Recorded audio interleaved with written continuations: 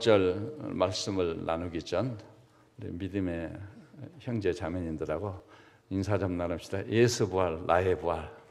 이렇게. 네, 감사합니다. 네.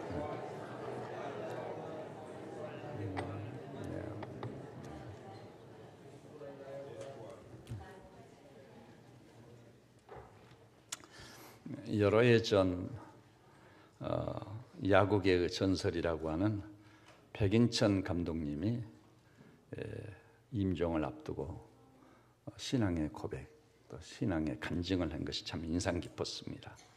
그분은 저는 야구를 전혀 모릅니다만 시즌 타율 4할 1푼 2리 그 전설적 기록은 지금도 깨어지지 않고 있다고 합니다.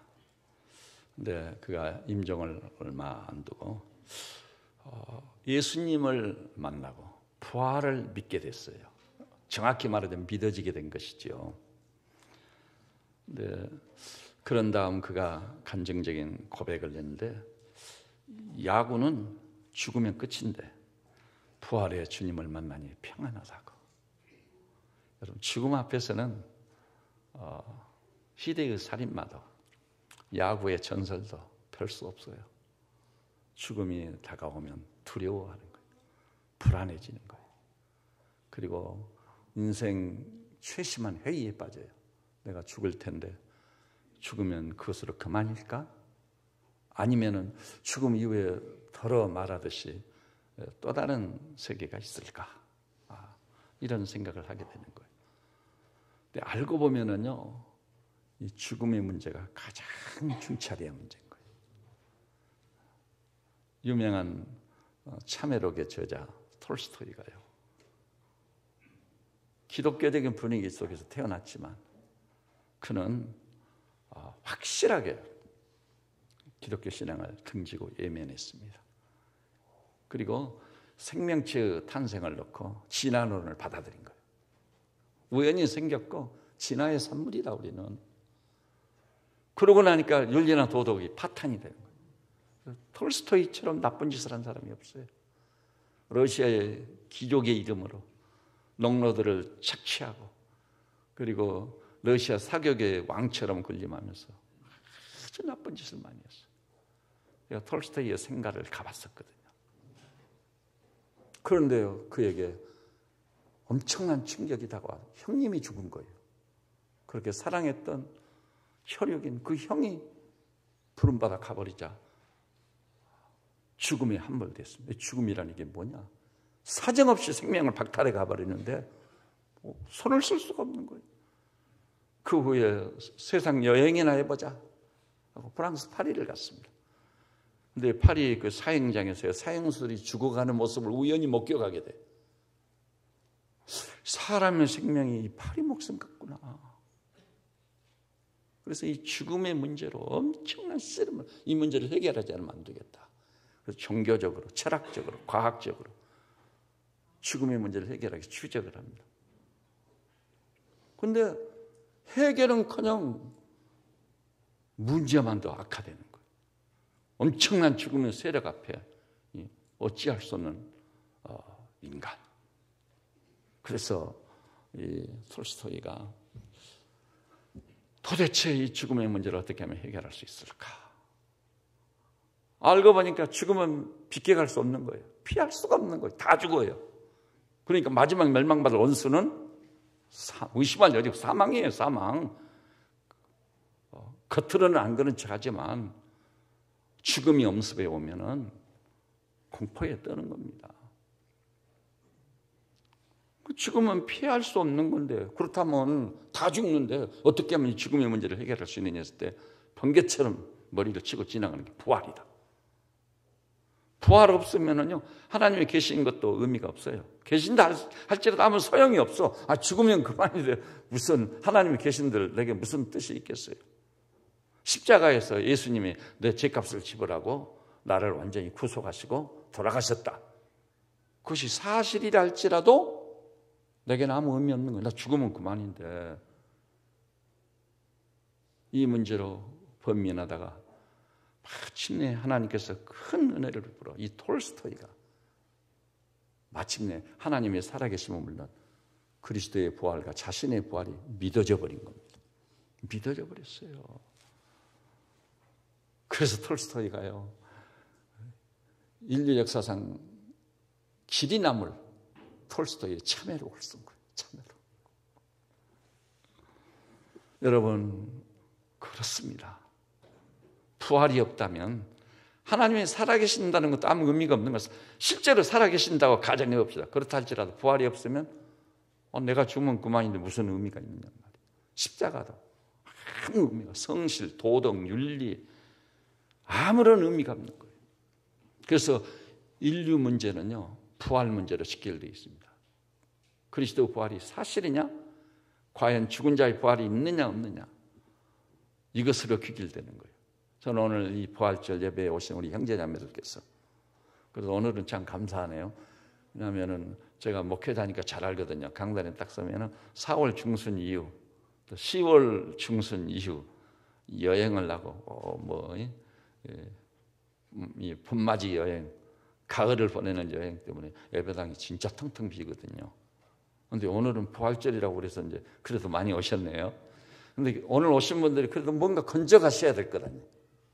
그니 조금 감동적 부활이 정말 있는가 보다, 그 정도 수준이 아니라 예수 부활, 나의 부활, 부활에 대한 절대 확신을 가지셔서 우리의 남은 여생은 부활의 새 생명의 능력으로 삶으로 우리가 직면하는 모든 일에 능히 이기는 하나님의 거룩한 백성들 되시기를 주님의 이름으로 축원합니다.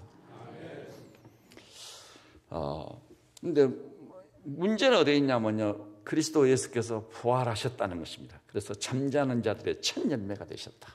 부활의 첫 열매가 되셨고, 믿는 자는 죽음이라고 말하지 않고 잠자는 자라고 말하고, 우리 저녁에 잠자리에 들면 아침이 되면 일어나는 것이죠. 기상하는 거예요. 죽지 않고 자고 있었던 거예요. 그래서 새벽을 맞이하니까 눈이 떠지고 새날을 맞이하고 일어나는 거예요. 그런데 우리 주님이 부활의 첫 열매로 살아나셨는데, 부활 직후에 주님이 하신 일이 뭐냐? 이것이 오늘 설교의 주제입니다. 여러분 상당히 궁금하지 않아요? 예수님이란 분이 진짜 무덤을 열고 다시 사셨거든요. 부활하셨습니다. 그래가지고 하신 일이 무엇이었을까요? 이것을 깊이 묵상하면 논리적으로 답이 딱 나와요. 여러분, 예수님이 부활하셨다고 했을 때 사람들이 그것을 쉽게 믿을 수 있을까요? 없을까요? 죽은 자의 부활을 누가 믿어요? 그 황당한 얘기를. 참 별 미친놈 다 보겠네. 이렇게 우리를 질책하는 것이죠. 도대체 죽은 자의 부활을 누가 믿느냔 말이에요. 그러니까 예수님이 부활하신 게 사실이었음에도 불구하고 제자들도 안 믿는 거예요. 그래서 누가복음 24장 보니까 주님이 부활하셔가지고 딱 나타나는데, 부활하신 예수님의 실체를 보고도 제자들이 뭐라고 하죠? 그 보는 것을 영으로 생각하는, 귀신 정도 생각하는 거예요. 부활은 안 믿어요. 따라서 부활하신 예수님이 맨 먼저 하시고자 하는 일이 무엇이었겠죠? 이렇게 불신에 빠져있는, 절대 믿을 수 없는 이 어리석은 인간, 모든 제자들로 하여금 부활을 절대 확신하도록 그들을 설득하는 게 아니에요. 그냥 그 앞에 완전히 굴복당해 엎드려져 주님은 다시 사셨습니다. 부활의 첫 열매 되어주셨습니다. 나도 우리 주님을 따라 죽지 않고 썩지 아니하고 새하지 아니할 영광의 형체로 부활할 것을 확실히 믿습니다. 절대 신앙을 갖게끔 제자들을 굴복시키는 일이 주님이 하실 첫 번째 일인 거예요. 저라도 그렇게 하겠어요. 그 보는 것을 영으로 생각하는 이 제자들을 어떻게 하면 믿게 할 것인가? 그래서 오늘 본문에도 나타납니다. 너무 놀라운 사실은 우리 20절 한 목소리로 한번 봐볼까요? 요한복음 19장 20절 시작.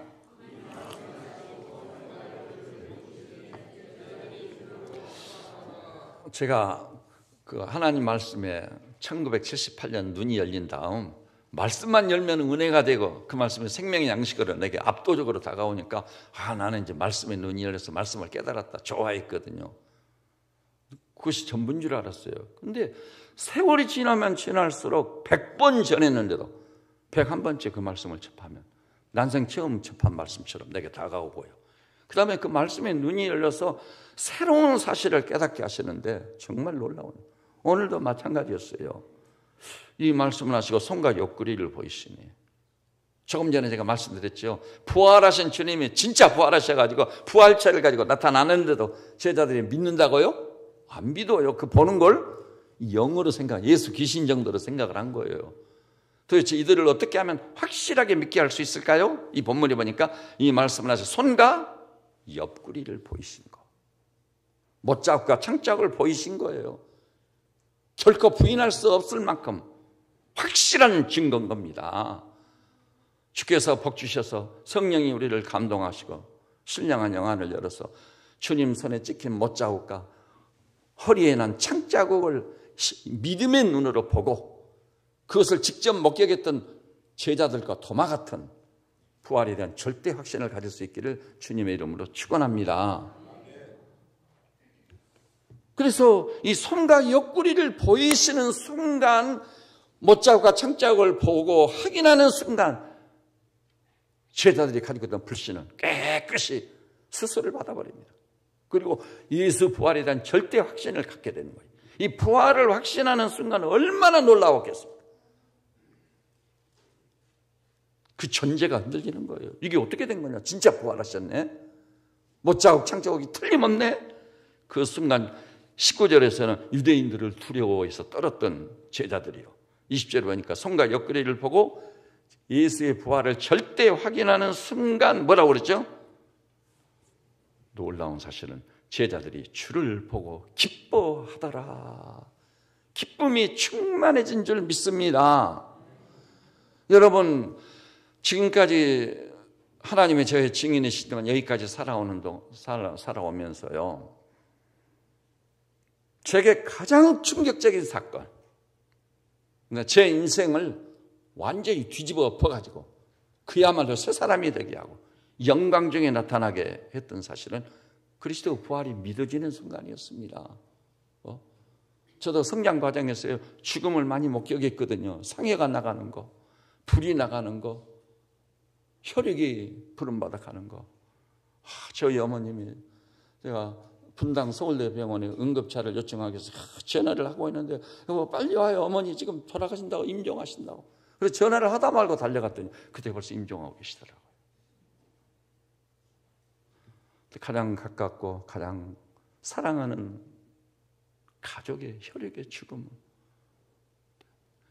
이 죽음처럼 잔인한 것은 없어요. 죽음같이 잔혹한 것은 없어요. 인정사정 없이 찾아와서 우리 생명을 앗아가 버립니다.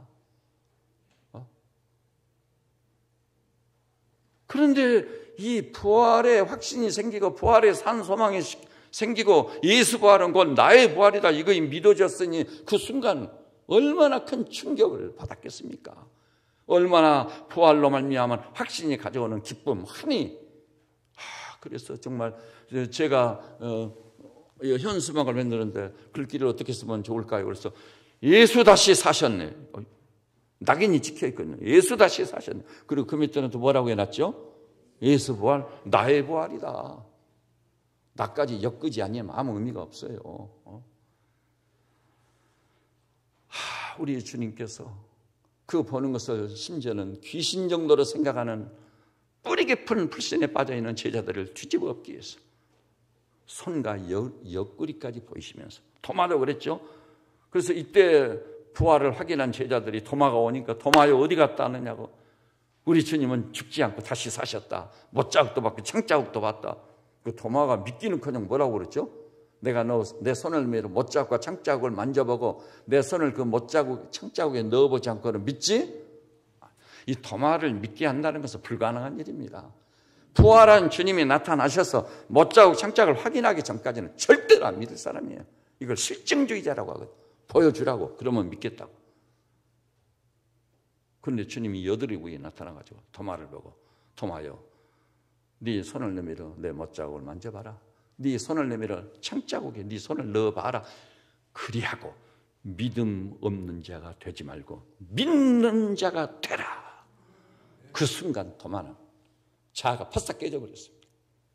보통 교회 다니면서 조금 선하게 살면 되지, 주일 지키고 11조 정도 하면 되지, 그런 사람이 아니에요. 자아가 바싹 깨져버린 거예요. 바울에 의하면은 그리스도 안에서 새로운 피조물 되고 이전 것은 지나갔으니 보라 새 것이 되었더라. 새 사람으로 뒤집힌 거예요.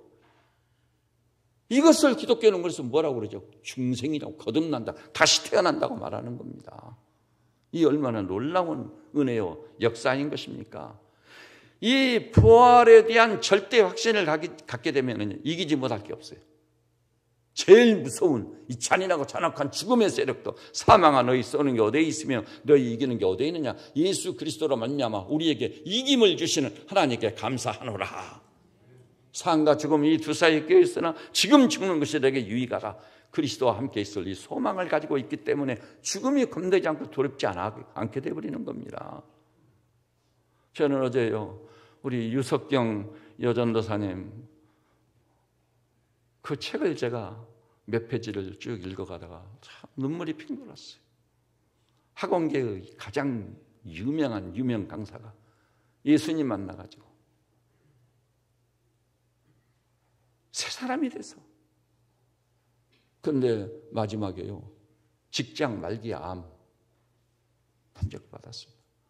의사 선생님이 오래 살아도 1년 이상 살 수 없다고 사형선고를 드렸습니다.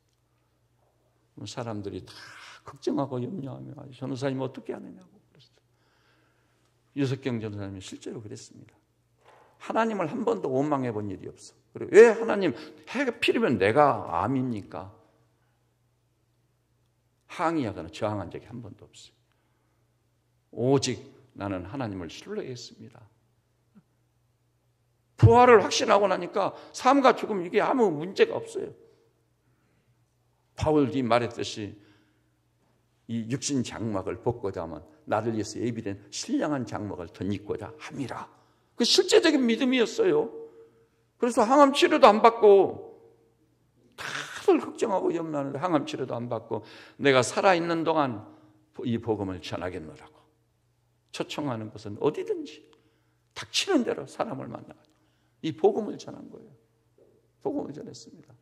그리고 자신의 죽음을 자기는 괜찮은데 형제자매들이 같이 슬퍼하면서 임종을 지키기 위해서 막 찾아왔어요.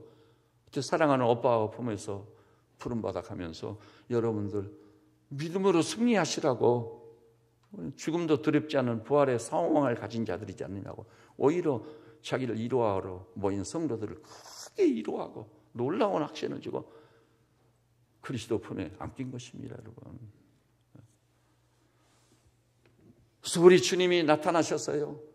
맨 먼저 하신 일은 부활하신 예수님을 보고도 귀신 정도로 생각하는 제자들에게 부활에 대한 절대 확신을 주기 위해서 못자국 창자국으로 확인시킨 놀라운 일을 하신 거예요.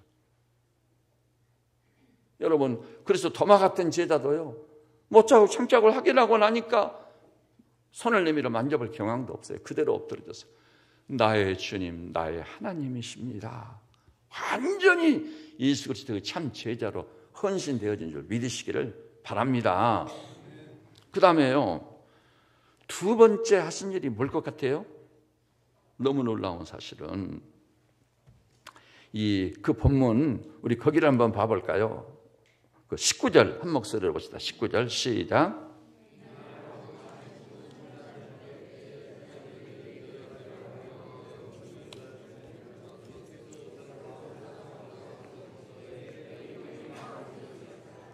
네.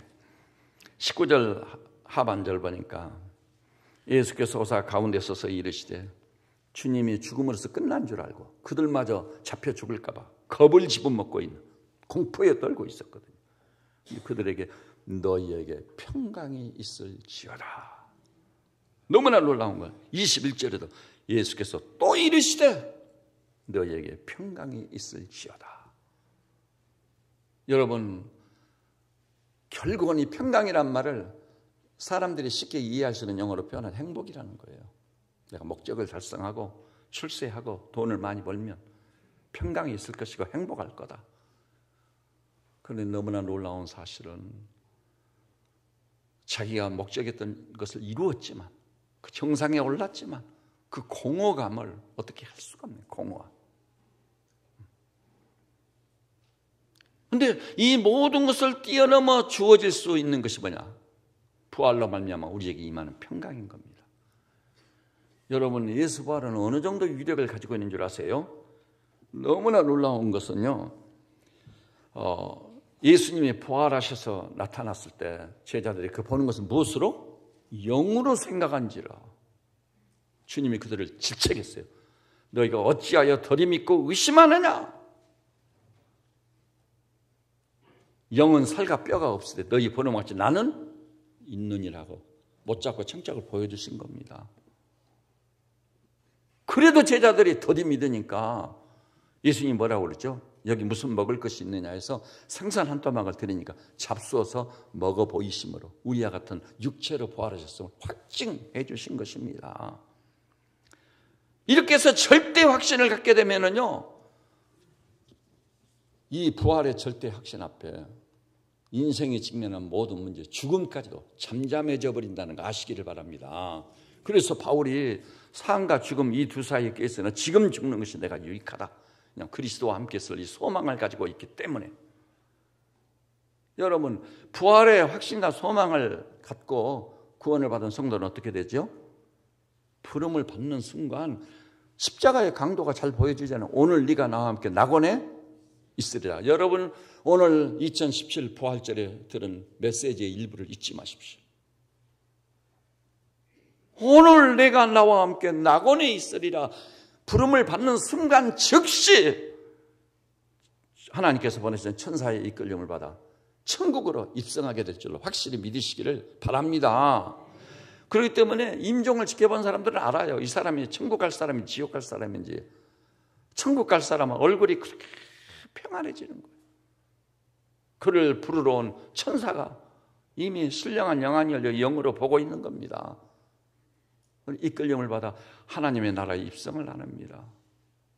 이 하나님의 나라가 얼마나 영광스러웠던 것인지 여러분 잘 아시죠? 베드로가 말했습니다. 의에 거하는 바 새하늘과 새 땅을 내가 바라보노라. 사도 요한이 말했습니다. 또 하늘로부터 새하늘과 새 땅에 내려오는데 신부가 신랑을 위하여 단장한 것 같더라. 바울이 또 말씀했습니다. 내가 성령의 이끌림을 받아 3층 전에 가서 사람이 필설로는 행할 수 없는 것을 내가 보고 들었노라. 요한계시록이 그 예리한 필치로 그리고 있는 영광스러운 아버지의 나라를 볼 수 있기를 주의 이름으로 축원합니다. 요한복음 여러분 잘 아시지만은 이 14장에 주님이 친히 말씀했어요. 내가 너희를 위해 처소를 예비하러 간다. 가서 있을 것을 예비하면 내가 다시 와서 너희를 나 있는 곳에 함께 있게 하리라. 내 아버지의 집에 있을 곳이 많도다.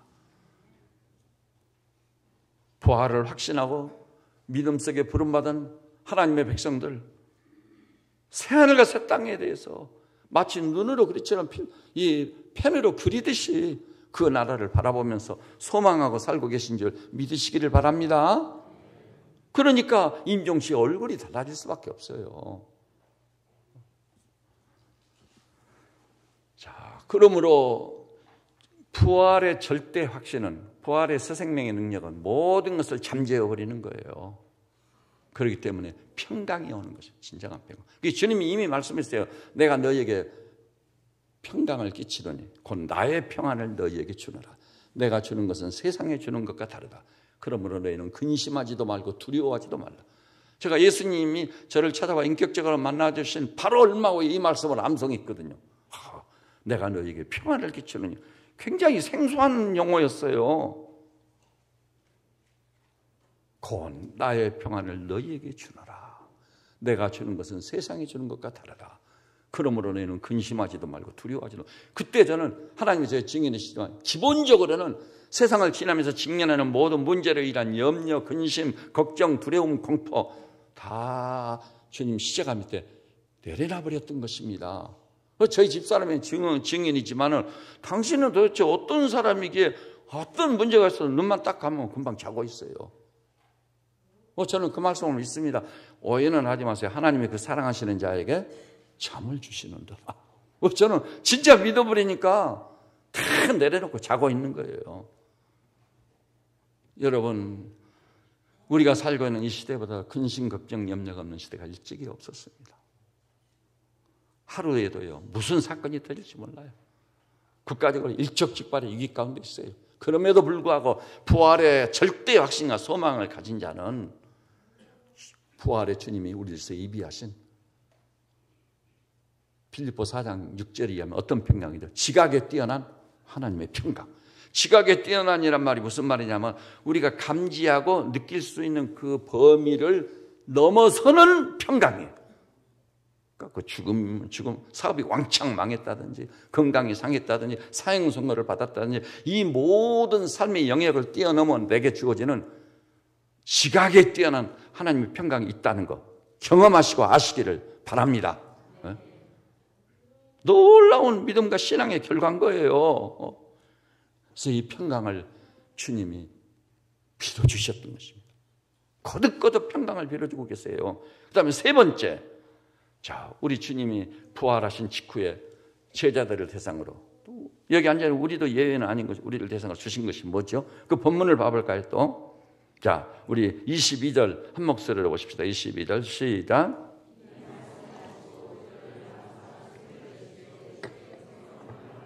네. 그들을 향하여 숨을 내쉬며 이르시되 성령을 받으라. 여러분, 어떤 신앙이나 종교에도 없는 얘기입니다. 제3위 되신 성령을 일컬어. 그래서 사도행전 1장 보니까 너희는 요한은 물로 세례를 베풀었으나 너희는 몇 날이 못되어 성령으로 세례를 받으리라. 주께서 은혜와 복을 주시면 여러분의 눈이 열려 요한은 물로 세례를 베풀었지만 너희는 몇 날이 못되어 성령으로 세례를 받으리라. 이 성령님께 눈 뜨시기를 바랍니다. 그래서 예루살렘을 떠나지 않고 마가의 다락방에 올라가서 성령을 기다리고 대망하며 기도에 불을 떼고 있을 때 오순절 성령이 쏟아져 버린 거예요. 성령 받은 초대교회 신자들을 볼 때 안 믿는 불신 이웃들이 뭐라고 그랬죠? 저들이 새술에 취했는가 보다. 그랬더니 베드로가 말하기를 지금 때가 9시인데 무슨 새술이냐. 아침부터 술이 취할 자가 어디 있느냐. 그러면서 우리는 요엘서에 예언한 대로 언약의 성령을 받았기 때문에 이런다. 성령의 세례를 받아버린 거예요. 성령의 세례라는 게 있습니다. 저는 여기 모인 우리 형제 자매님들께서 주님께서 약속했어요. 내가 너희를 고아와 같이 버려두지 아니하고 내가 가면 아버지께 구해서 다른 보혜사 성령을 너희에게 보내주시겠다. 주님이 언약하신 약속의 성령, 약속하셨기 때문에 사모하는 자를 만족케 하시기 위해서 주십니다. 그 성령으로 충만하여. 에베소 5장 18절 보니까 바울이 외쳤습니다. 술 취하지 말라. 이는 방탕한 것이니 오직 성령의 충만함을 받으라. 성령 충만하면 요한 사도가 말했습니다. 네 배에서 생수의 강이 흘러나리라. 이런 성령을 충만히 받아야만 한 영혼도 주님께 인도의 전도의 열매를 맺을 수 있는 것이고 내 힘으로 내 능력으로 안 돼요. 이렇게 어지럽고 폐역한 세대도 성령 충만한 사람이 탁 길박지어버리고 잠잠케 해버리고 승리하게 될 줄로 믿으시기를 바랍니다. 구약이 이미 예고됐어요. 스가랴 4장 6절 보니까 힘으로 아니 되고 능으로 아니 되고 오직 주의 신으로 되는지라. 성령으로 되는 줄 믿으시기를 우리 주님의 이름으로 축원합니다. 언약의 성령, 사모하는 자를 만족케 하시게 주십니다. 오늘 여기 나오신 우리 믿음의 식구들이 한 영혼도 빠짐없이 호흡처럼 성령을 기다리고 대망해서 성령에 목매달아야 돼요. 그 순간 성령을 여러분에게 부으실 때 이게 성령 충만이구나. 이게 성령 세례구나. 성령의 불세례, 불이 떨어지는 거예요. 그때 내가 확 달라지는 거예요. 달라집니다. 그리고 거듭나는 것 중생조차도요. 성령으로 아니하거나 예수를 주시라 할 수 없는 줄 믿으시기를 바랍니다. 이렇게 해서 완전히 성령의 사람들, 하나님의 사람들, 세상이 감당치 못할 신앙의 장구들을 빚어줘 조국 통일을 앞당기고 통일조국의 미래를 책임질 수 있는 신앙의 기둥들 다 되시기를 우리 주님의 이름으로 축원합니다. 여러분, 우리가 살고 있는 이 세상을 누구한테 맡기겠어요? 지금 우리가 살고 있는 이 시대를 보면 거짓이 난무합니다. 저는 알게 됐습니다. 텔레비전이고 신문이 보도하는 뉴스들, 결정적으로 중요한 뉴스들은 다 거짓입니다. 허위된, 날조된 것들. 우리 시대보다도 거짓을 선전하는 지라시가 많은 시대가 일찍이 없었어요. 저도 그렇게까지는 생각을 안 했는데 하나 둘 사건을 확인해 가는 과정에서 도대체 이 세상이 어떻게 된 거냐 이게. 큰일 났구나. 근데 처음부터 속이는 자인 사탄이 이 시대를 지배하기 때문이에요. 여러분, 성령의 충만을 받아 거짓의 영을 들박지어버리고 죄의 세력을 꺾어버리고 빛을 청량히 바람으로 흑암이 쫓겨가고 물러가게 하는 위대한 하나님의 사람들 다 되셔야 될 줄로 믿습니다. 그 다음에요, 네 번째로 마지막입니다. 주님이 주신 것이 뭘까요? 또 다른 게 많이 있지만 네 가지만 생각을 하고 있는 것입니다. 자, 우리 21절 한 목소리로 봐볼까요? 21절 시작.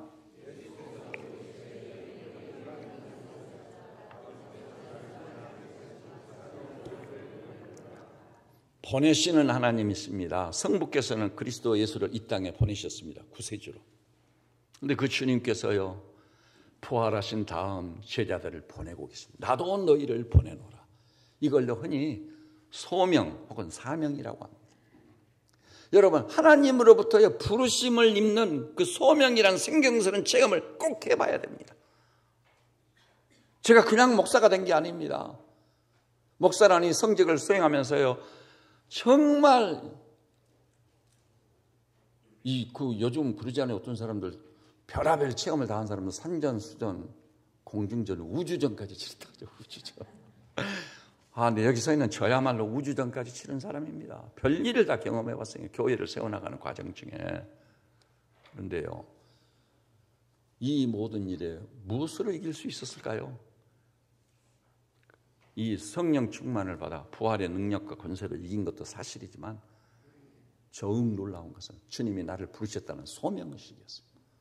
제가 신학계로 길을 가려고 할 때, 또 목사란 성직을 수행해서 목사의 길을 가려고 할 때 제 책상에 앉아서 제가 따져봤거든요. 따져봤습니다. 정말 하나님이 나를 부르신 게 틀림없느냐. 왜냐하면 목사란 성직을 받는다는 것이 예산 일이 아니더라고요. 그래서 목사로서 안수를 받기 전날 저녁은 실제로 좀 잠이 오지 않더라고요. 내가 이 성직을 받아야 되느냐 말아야 되느냐. 네. 그런데요, 그것이 분명했기 때문에 모든 것을 포기하고 뒤로 던져버렸습니다. 그리고 신학을 해서 목사로서 임직을 하고 성직의 길을 가야 되겠다. 결정을 딱 내린 그걸 소명이라고, 소명. 그래서 저한테요, 신학교 가겠다고 오지 않아요. 그럼 제가 단도직입 딱 묻습니다. 소명이 있었습니까? 부르심이 있었습니까? 그래서 아직 없는데 그러면 가지 마세요. 그거 뽕 해가지고 신학을 간다고 하면은 후배니까 얼마나 목사님이 격려해주고 막 칭찬해 줄까 싶었는데, 우리 교회 박한규 한의원 원장님 오늘 갑자기 찾아가서 목사님 저 신학을 가야 되겠습니다. 그래서 제가 질문 딱 하나 던졌어요. 소명이 있었습니까? 없었대요. 가지 마십시오. 그러면 잘 나가는 한의원 원장이었잖아요. 근데 그분이 신실하고 충성스러운 하나님의 사람이면 틀림없어요. 그냥 돌아가시더라고요. 근데 1년 후에 또 찾아온 거야. 이번에는 진짜 신학을 가야 되겠습니다. 그동안에 소명이 있었습니까? 없었습니다. 그럼 가지 마세요. 그러니까 안 갔어요. 그 다음에 3년 후에 또 찾아온 거예요. 나이는 들어가는데 3년 후에 찾아가요. 목사님 이번에는 진짜 이제 신학을 가야 되겠습니다. 그래서 소명이 있었습니까? 있었대요. 그러면 당장 모든 거 다 놔두고 신학으로 들어가시라고. 그 다음 일은 주님이 책임입니다. 신학 갈 사람이 아이들 학비는 어떻게 하고 가족 생계는 어떻게 하고 이 걱정 저 걱정 염려하면 안 되면 다 덮어두고 가셔요. 이제 진짜 그 잘 나가는 한의원도 후배 한의사한테 그냥 거저 넘기고 뭐 권리금 같은 거 전혀 이런 한 푼 받지도 않았어요. 그 잘 나가는 한의원. 바로 신학으로 입문을 했어요. 그래가지고 달라스 신학을 다니고 있는데 저보고 오라고 해서 우리 집사람하고 미국에 간 게 달라스를 갔어요. 그랬더니 잘 나가던 한의원 원장님이 아이들 데리고 그 비좁은 방에서 고생을 하며 살고 있는데 제가 놀래버린 게요. 달라스가 얼마나 더운 것입니까? 에어컨 없이는 못 사는 것이거든요. 근데 에어컨도 없는 차를 가지고 다니는 거예요. 차가. 그래서 창문 다 열어놓고 트렁크 문을 열어놓으니까 창으로 바람이 들어 트렁크로 빠져나가요. 그것으로 간신히 지탱을 하는 거예요. 그래서 애가요, 그 막내 아들이 차를 탑승하는데요, 그 자동차에 달려있는 정상적인 문을 통해서 들어오는 게 아니라 트렁크 뒤로 해가지고 의자를 넘어서 들어와서 앉더라고요. 재미있게. 그래서 잘 나가는 한의원 원장님이 정말 고생 많이 하시구나. 그래서 제가 있는 대로 털어가지고 그 아이들 용돈으로 준 일이 있어요. 여러분, 소명이라는 것은 우리 인생의 향방을 결정하는 것입니다. 그래서 그 형제가 귀국해가지고 신학을 마친 다음 고향에 교회를 세우려고 했는데 그 빈내리 교회, 우리 교민교회에서 제일 큰 교회 중에 하나거든요. 이영길 목사님이 우리 교회에서 사역하라고 가지 말라고 인정을 받았거든요. 여러분, 여기 계신 믿음의 식구들이요, 무엇을 하든지 하나님의 부르심이 분명하지 않아요? 소명이 분명합니다. 사명감이라는 것은 불이 붙는 거예요. 그것을 위해 살고 그것을 위해 죽을 수 있는 불붙는 심령이 생기는, 그러면 못할 일이 없는 거예요. 어떤 장애물도 어떤 장벽도 무너뜨리고 주의 대례를 뚫고 승리하게 될 줄로 믿습니다. 오늘 여기 나오신 믿음의 식구들이요, 나도 너희를 보내노라. 1차적인 의미는요, 주님께서 우리를 증인으로 보내시겠다는 겁니다. 그래서 제자들이 사도행전을 보니까 부르심이 응해가지고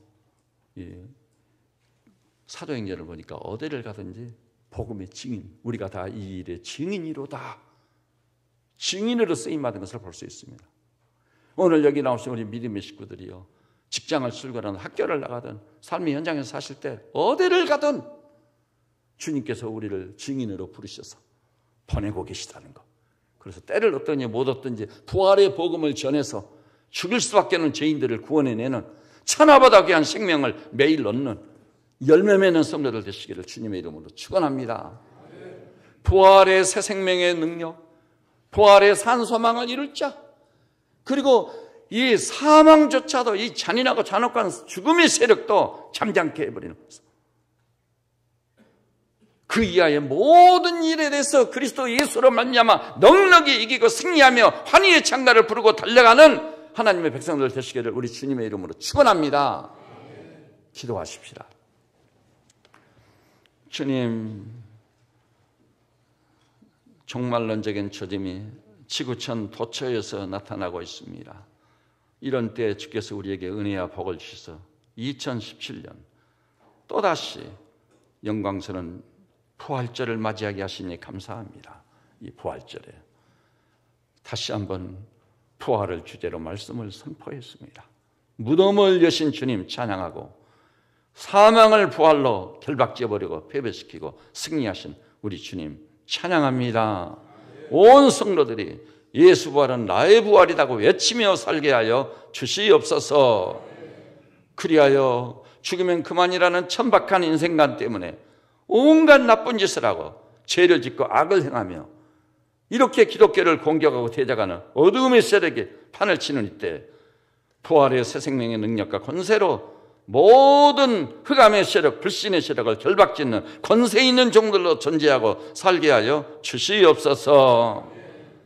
우리 주님은 부활하신 주님이 나타났음에도 불구하고 부활의 실체인 예수님을 보고도 그 보는 걸 영으로 생각할 정도로 불신의 뿌리 깊이 뿌리를 내려버린 이런 제자들을 변화시키기 위해서 못자국과 창자국까지 보이시고 찾아오셨습니다.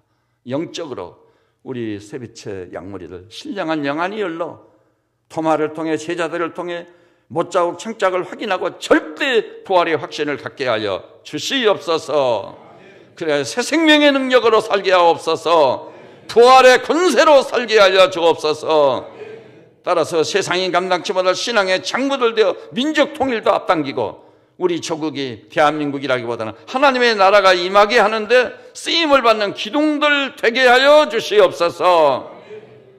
모든 것으로부터 완전히 자유함받은 그리스도인의 자유를 풍성히 누리게 하시고 주의 성령으로 충만해서 배에서 생수의 가경이 흘러나 고갈된 심령들을 적시울 수 있는 부요가 넘치게 하여 주시옵소서. 이 지역 주민들은 물론 불신 가족들, 이웃들 몰수히 주님께 인도하여 열매를 가지고 주님과 결산을 볼 수 있는 부활의 증인들 되게 하여 주시옵소서. 예수님의 이름으로 기도드립니다. 아멘. 주신 말씀을 생각하면서 우리